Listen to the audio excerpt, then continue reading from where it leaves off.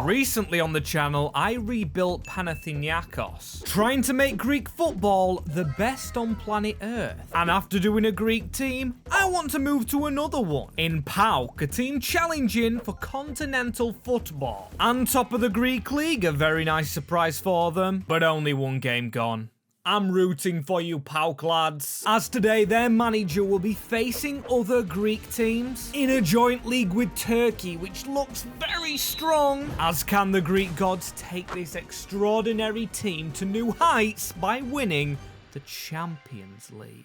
As yes, people, I loved the Panathinaikos rebuild we did, but looking at the PAOK kit straight away, just reminds me of Grimsby. The team that I support, of course. Got a kit behind me on the wall, as still, we're in Greece, and we've got some Greek challenges. The first challenge being, we've got to win the Super League once. Unfortunately, the Greek League is not in FIFA. And we have to win the Champions League with at least 3 Greek players. We should be okay, but still, this is going to be tough. As evaluating our squad, you can see our best player at the club is Andrija Zivkovic. He actually isn't Greek. Any actual good Greeks, because the best players aren't. And hey, we've got Tyson, Streets Won't Forget player. Also got Trustakon, he was at Watford lately, and our best potential player is Janis Konstantelias. We've also got Licharadis and also Michaelidis. I'm hoping I've got them names right. I'm really trying to work on that, as I've put them in my team, but I've also noticed this man. He's called Koularakis,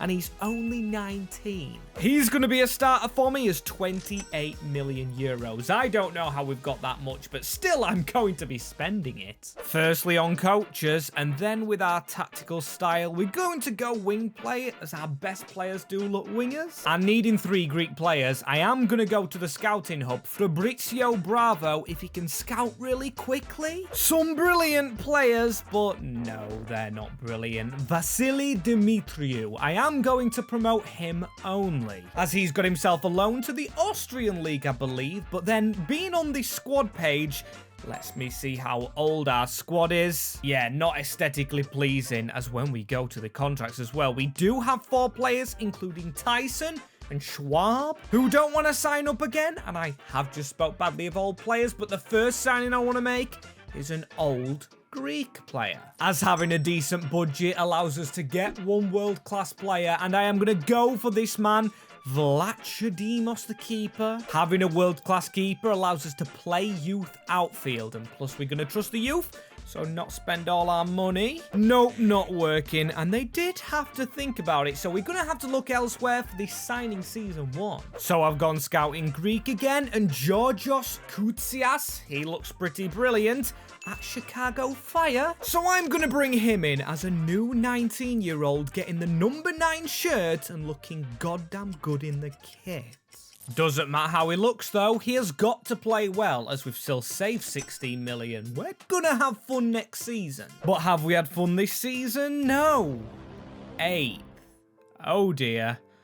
Oh dearie dear. Behind the other 2 Greek clubs, that is not a good look. We're letting down Greece here, and we're letting ourselves down. As in the Turk Karapasi, we lost in the quarterfinals to Galatasaray, a good team who are always going to be up there. And we didn't have European football because, of course, the Greek league's not in the game, and we won't next season because this season was terrible. I mean, even look at this, our goalkeeper injured, and I always tried to sign another keeper, so that's pretty annoying. And it's also annoying that Koutsias is 20 now, and he only played 10 games, but still got 2 goals. Right, this season we spend the money. We've got 29 million. Yes, we are going to keep the academy going and loaning out. With Koutsias not playing, he is going straight onto the loan list. And Koularakis, I am just going to keep him here. I do trust him to play, especially in our new formation, as we change this guy to a centre-back. He's up to a 72. Singaras his name, and now he joins the back line. I'm going to have to change some positions over, but I'm going this formation, allowing us to use wing play more. Also, the goalkeeper's injured, but I am not going to sign there.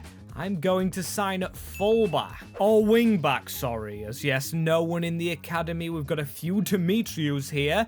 and 2 of them look okay. I'll give them a shot if they're good enough, but at the moment, they are not. As yes, this guy isn't a wing back, but Koufalidis. He will join us here, but he's not the only Greek joining us, as we've gone and got Zolis, the winger from Norwich. Very good player, one of the best Greek players not in Greece already. There is, of course, Duvigas at Vigo, but we've already used him. And I want to use new players, so that's our young lineup, and I'm going to try and sell the old players to make sure our youth play. So goodbye to our midfielder, Oddsdove, who was taking up game time, and also Douglas Augusto betraying us to Athens. But a big hello, on the other hand, to the players that have stuck at the club as this party gets started. And yes, have I just sold most of the good players in the team? Yes, but 54 million, right. Next season is the spending season. This time just Solis and Koufalidis in the midfield, as I am liking the lineup, of course. Yes, it's not all correct. Suarez getting played, and then Konstanielas not, who I really want to get played. And plus, our squad is thinning. And if you are wondering where, of course, our young striker we've just bought's gone, Koutsias is on loan at Empoli and a 73 rating. Not bad at 21, and it is a better season. Somehow 5th in the Turkish league, somehow better than last year. I mean, we didn't have an injured keeper, and Galatasaray beat us again. Just let's not get them next year. Let's get another Greek club and beat them. That will be fun, as we've got some good Greek players here now. The centre-backs are doing very well. Still, though, it looks like goal threat is a problem, because Tzolis, yes, was our top scorer, but only 15 goals. And we have the power to change that. Yes, some tax took off us, but 47 million euros, beautiful for spending. As goodbye crappy academy, we do not want to use you no more. We have the money to buy from in Europe. But the most important position before attacker is a midfielder, and Hugo Larsson, again, a youngish player. He will join our ranks, and of course, partner our Greek man. Looking better already, as that's exactly the partnership needed. And I apologise to you Greek fans who weren't a fan of me putting them in the Turkish league. Of course, I've done it because they're close to Turkey. And due to that reason as well, I think we do need to get some Turkish players. So Karatas is the first man. We do need a new left wing back. And whilst that deal simmers, I also want this man from Tottenham. As there's both into the club, we've got a stronger defence and a younger defence, with both going to start in our Conference League season. Yes, I kept that a secret. Europa Conference League football, which we bossed the group of, which is a surprise. Ghent last. Oh well, ourselves beating Copenhagen in the round of 16, then beating Fulham, a Premier League team. Unbelievable, as then we beat Sociedad, an amazing team, but the final is lost to RC Lens. Fully fair enough, but we did get our look in the Super League, top of the Turkish table. That is an objective ticked. Just the Champions League to go now, and of course we need our Greek players, as again, not Galatasaray beating us, but they won the cup. But we won the better thing, and I'm actually not surprised we'd be the likes of Fulham and of course Real Sociedad with our squad now. Look how beautiful it is. Our midfield pairing's gonna go up. Of course, it's a young squad we've built, so it will keep climbing, as some of the new players even haven't changed positions yet. And even old players, so they keep going up in rating. The only problem with next season, you can see contracts expiring. Of course, we will sign them up next year, as our top scorer this year was Andrijaf Zivkovic. 24 goals, 10 assists, and then Koutsias is second. He's still up and coming. Ooh, one thing I didn't check actually. Is it Champions League football? I guess it's a qualifier. Reach the group stages? Yeah, it's going to be qualifying as 29 million. And our position to go ahead and sign, it's quite obvious when you look at the team. Right back. Castre is just not it, man. He's 29 years old. A Spanish player as well. As how many Greeks have we got? We've got 1, 2, 3, 4, 5. we're actually covered for Greeks. Just that wing-back needed now, and I'm going to go to an old favourite, Denzel Dumfries, the powerhouse himself. And yes, he is 30-year-old, but a lot of old players do come to Turkey, the MLS they go to as well, also just Saudi Arabia, as there is confirmation, and hang about 26.5 million plus a high wage. We've only got 1 million left in the bank account and a lot of contracts up. This could be a disaster. As here I am trying to sell most of our fringe players to keep us afloat and keep our best players here. Phew, and panic over. It's a good job we've got loads of fullbacks because we sold 3 of our bench ones, not very good, to make sure this team keeps afloat in the league. Now, one of our best players somehow is the keeper Kotarski. What a goddamn improvement. Only 27 as well, and goalkeepers do last a while,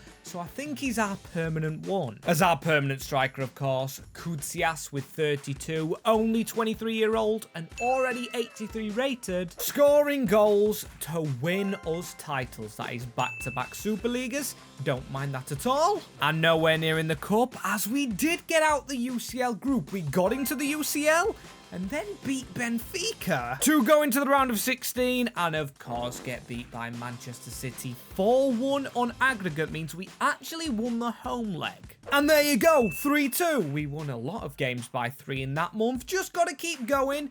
And seeing Man City reminds me, the league we haven't purchased from. Of course, I am talking about the English Premier League. As the money has snuck up again, and it had to sign from the Premier League to get them stars, we've got to pay high wages. But of course, in getting those stars, we are going to lose stars of our own unless we just replace our bench, which honestly looks a possibility. Nasberg, Thomas, Merg, and Demetriou. You're all not bloody good enough. But I'm going to start with a winger, as I think we need a veteran, an affordable one that nobody wants, and Raheem Sterling's that man. 83 rated, 32. Yeah, not the youngest, but we do know Sterling's qualities. So he comes to PAOK to probably sit on the bench, but also will be joined by ex-Fulham striker Vinicius. Then Nicolas Fernandez, don't know if he's related to Enzo Fernandez, taking his place on the bench as can we take this team to Champions League glory? Would be brilliant winning the Champions League with the team we've built looking like that. Yes, it's not the highest rated, but can we do it? An underdog story? Well, I can tell you for sure your answer is no, because we weren't even in it. In the Europa League. We are just bottle jobs. We didn't get through the qualifying rounds and Leverkusen knock us out in the round of 16 of the Europa League. At least we won the league by a landslide at this point. And also won the Turkish Cup, so that's 2 trophies. Still feeling bad though. And who beat us in qualifying? FCSB, man. Another team I've rebuilt.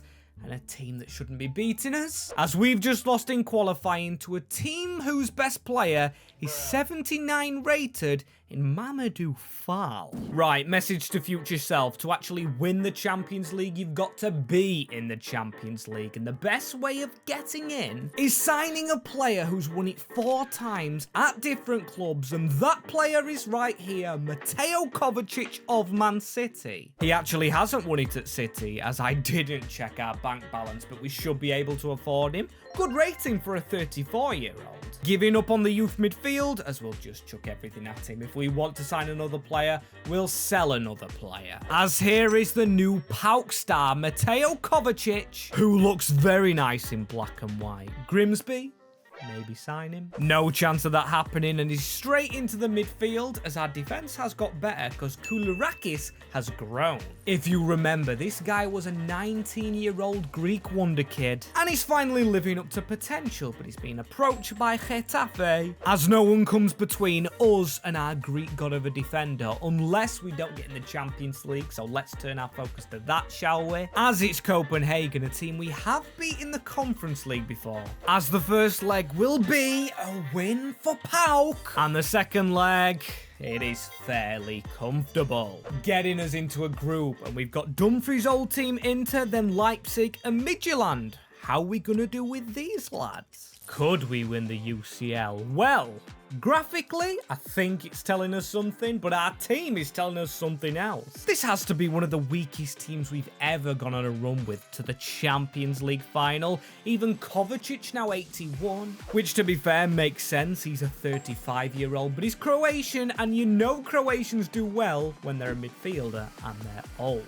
And anyway, statistically he did alright, only playing 29 games, but getting 10 goals altogether, and then his replacement getting 16. Kurfalidis back in this lineup, and I like how Greek we've kept it. Also, a few players who did start their careers here. Got Zirkovic, the winger, and the defenders. I'm not going to try and say all in one mouthful. As we know, we are in a final, and we do have AC Milan. But how did we get here? We beat Inter 3-2. A lot of Italian teams, as then we beat City 1-0, and then the round before that, we beat Liverpool 4-3. Wow, unexpected. And unexpected in the league, as Jose Mourinho beats us with Fenerbahce second in the Super League. Respect, man.